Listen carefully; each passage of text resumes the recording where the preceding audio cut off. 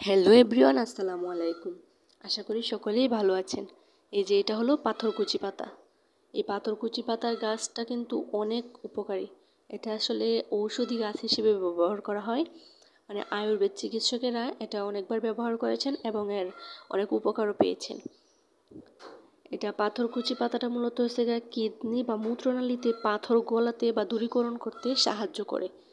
সেক্ষেত্রে আপনি এই পাথরকুচি পাতার রসটা মূত্রনালী পাথর গলাতে কীভাবে সাহায্য করে, এটা হলো প্রতিদিন আপনি 2 থেকে 3 চামচ কাঁচা পাতার রসটা আপনি খেতে পারেন।